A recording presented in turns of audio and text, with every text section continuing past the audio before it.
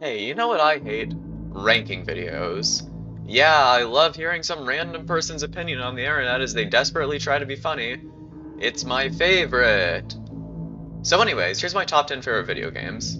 Okay, in all seriousness though, I remember when I was just a wee lass, my eyes untainted by the horrors of online friends, and all I had was YouTube back then. I remember one of my favorite things to watch back then was a good old top 10 video put together by someone with no talent. So screw it. I'll do one myself. Those videos are still popular, right? Okay, before I get into this, here are some rules. Because we need order. We need structure. We just can't have a world without order. Rule 1. I'm limiting myself to only one game per series, so this entire list doesn't just get filled with Sonic games.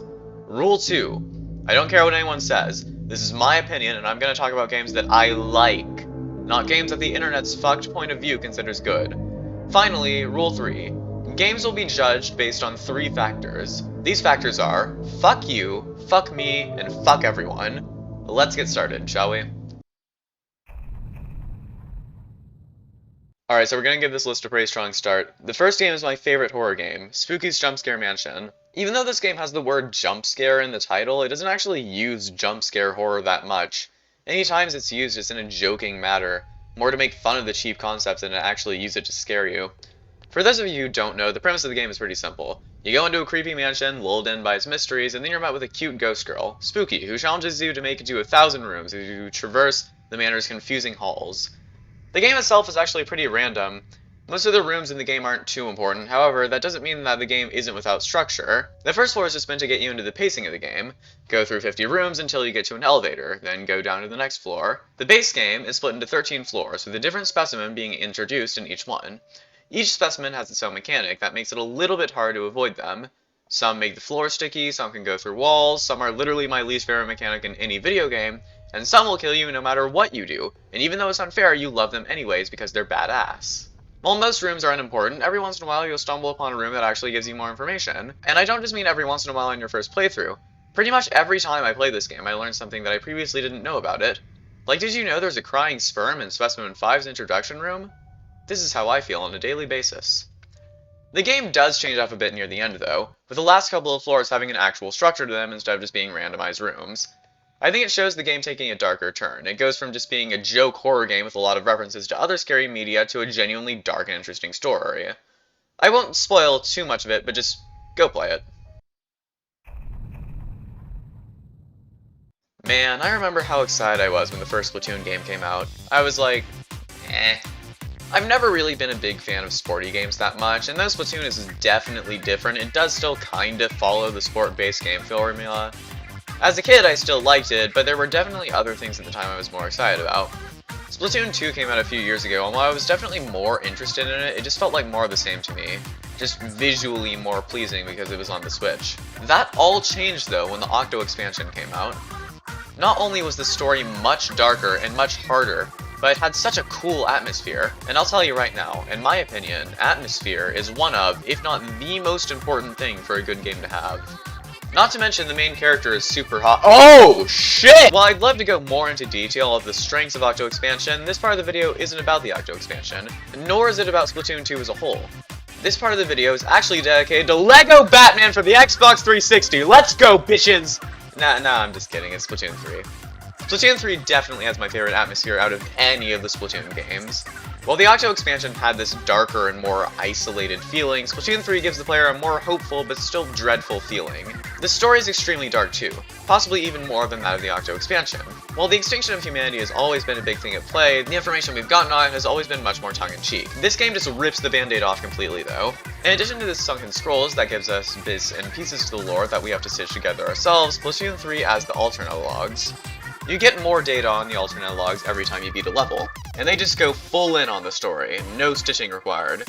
What I like about Splatoon 3, and to be fair all the Splatoon games, is that while they have dark themes, they never really scream them at you.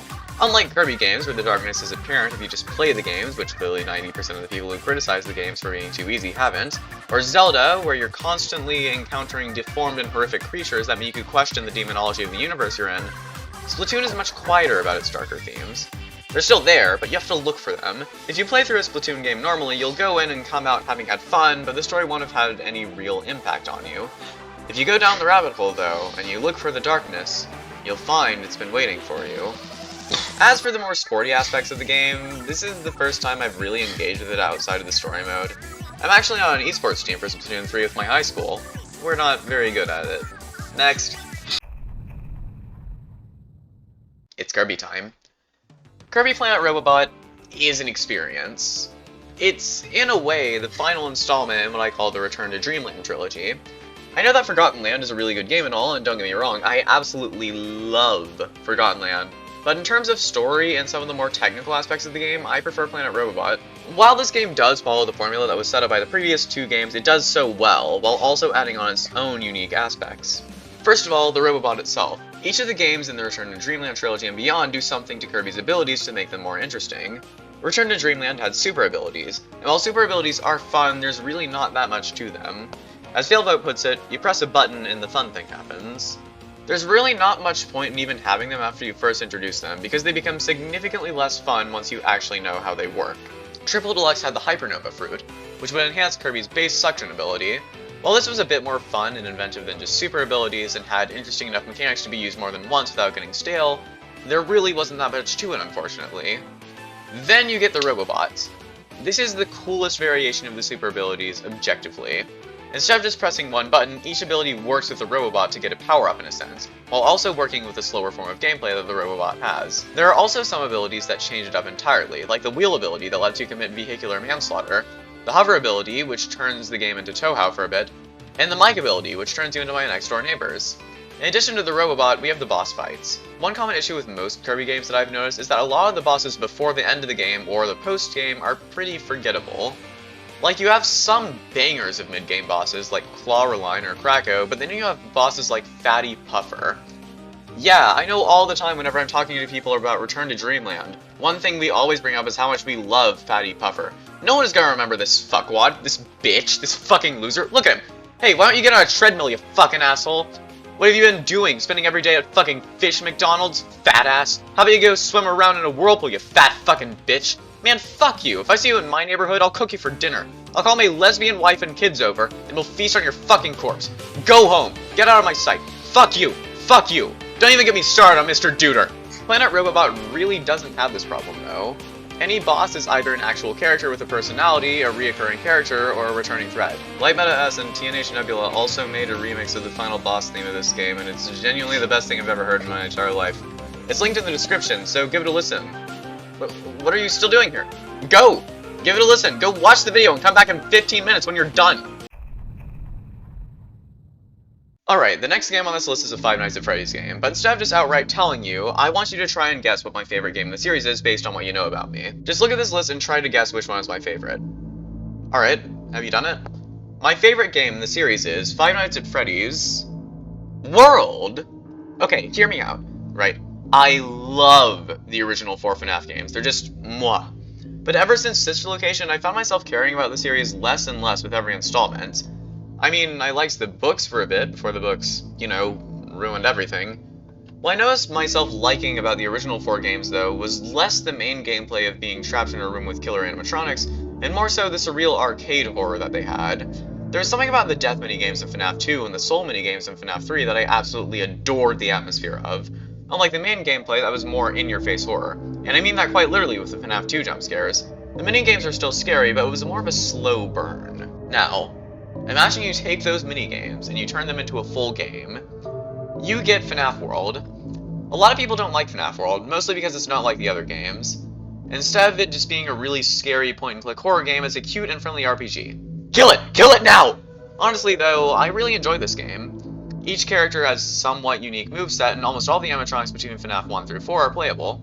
Sure, as an RPG, it's kind of all over the place, and sometimes it feels like there are way too many battles shoved down your throat, but overall, the general gameplay... sorry, I'm not sure what that was. But yeah, the general gameplay... Ugh. Who's... Hey everyone! RadioFell here! I know you've all had enough of hearing about that boring game my sister is talking about, so let me tell you about a better one! Five Nights at Freddy's 4 is clearly the best game in the series when it comes to the actual nights. Even though there are only truly 5 animatronics, each of them has their own unique way of messing with the player. The main 4 force you into a rhythm of keeping everyone in check constantly. If you break that rhythm for even a second, you die! Then there's Fredbear, which makes the game feel like an intense boss fight. Like you're fending off an actual bear in real life! Not to mention the atmosphere of the minigames is incredible. The darkness, all in a climactic build-up to a birthday party, only for that to result in, well, click! Was that the bite of 83? The tension in the atmosphere is even better than that of FNaF 3! Sorry everyone, I have no idea what that was. I felt like I was in one of those shortcuts for a minute. Yeah, I mainly got my point across though, so let's just move on, shall we? Man, my favorite FNaF game is FNaF World. Such poor taste. What's next? Am I gonna say my favorite Sonic game is Sonic 06? I've already gone over in length why Sonic 06 is my favorite Sonic game, and I'm working on a 60-part rewrite of the game. So, I mean, what really is there left to talk about? Mephiles is cool, he's one of my favorite villains. Elise is a bad character, but she isn't as bad as everyone says she is. Shadow is hot. Okay, I've had a lot of pretty warm takes in this video, but here's one that I think we can all agree on. Undertale. I would have put Deltarune on this list, but it's not fully out yet, and honestly, as much as I love Deltarune, I think that compared to what we have right now, Undertale is still better because it's a complete narrative. I know Undertale has been praised a lot on the internet, but it absolutely deserves it.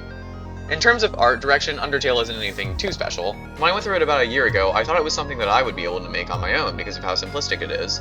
Now that I'm actually making a game though, I decided to go back through it recently and really deconstruct it so I could figure out how to make something similar. Now that I have actual experience though, and I've seen how much effort actually went into it, the amount of attention to detail in this game is absolutely insane.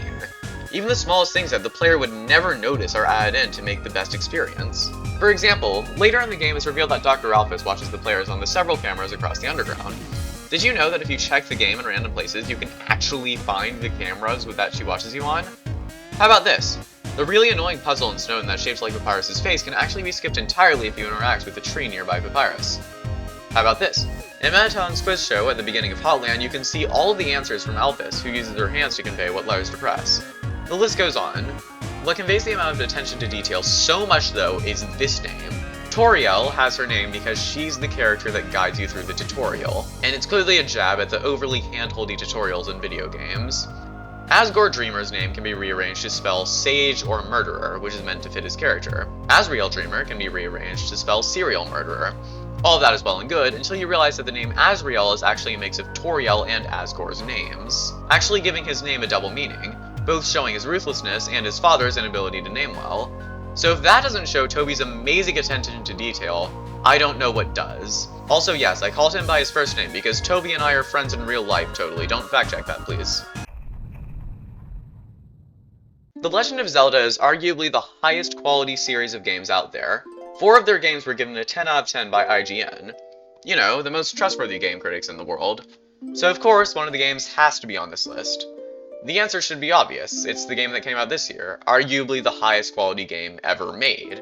Tears of the Kingdom is the best pick for this list. This is exactly why I picked Skyward Sword. Okay, hear me out. Tears of the Kingdom has not 1, not 2, but 2.5 open worlds to explore, and has a whole bunch of enemies with advanced enough AI to make them feel almost real, engaging boss fights with both mini-bosses and story bosses, and even ally spirits to help you on your journey. There's also the fuse ability, which is definitely the best thing that has happened to the weapon system in any Zelda game, the limitless power of Ultra Hand, and just overall is probably one of the best games ever made. But there's one missing link. No, really, Link is my issue. Throughout all of the literally hundreds of strengths that Tears of the Kingdom has, there's one glaring issue I've found. I don't really have any personal connection to Link in the game. Tears of the Kingdom is a story about building an army at its core. You assemble the 6 sages throughout the story and recreate the imprisoning war from 10,000 years ago. You watch as the prophecy unfolds around you, and spoilers, you discover the draconification of Zelda, the growth of the Master Sword, and then there's you. As far as Tears of the Kingdom is concerned, you're literally just some guy.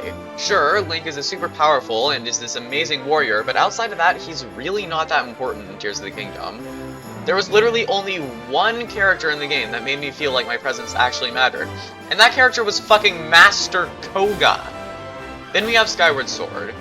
This game is all about building a hero, not building an army. This game makes me feel like Link. It connects me to him on an actually personal level. Also in the game, you don't start out as this badass warrior who can take on an army of enemies. You're just a kid who's a little bit good with a sword. At the beginning of the game, your biggest concern isn't saving the world, it's just beating this dickhead who's constantly picking on you and putting him in his place.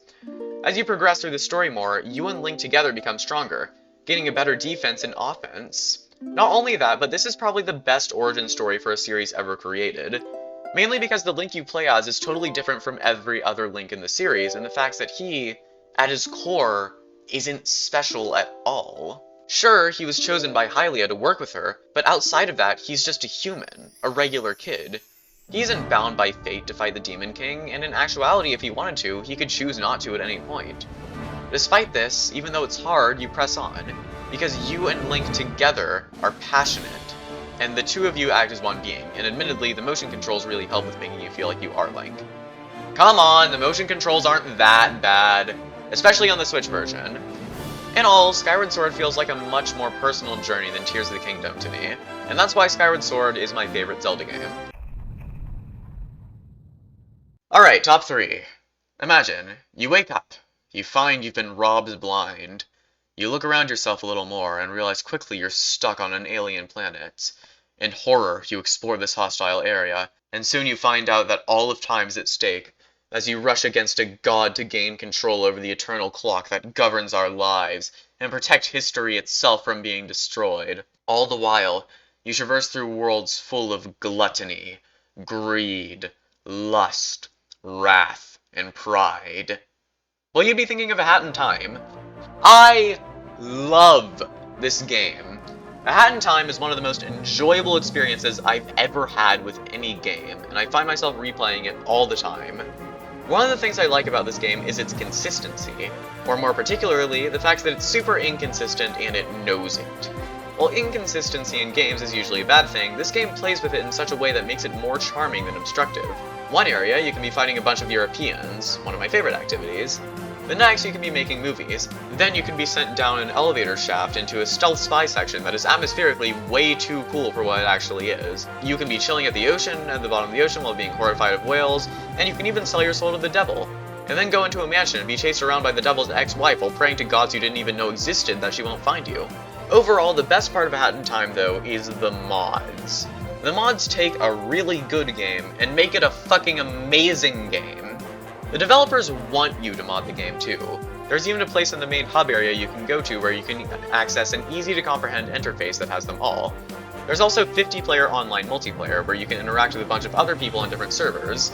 My only issue with this is that there isn't really a list of multiplayer servers that are active, and if you want to play on one, you just have to type in server names until you find one that has people on it. That little issue aside though, everything about this game is just mwah mwah mwah.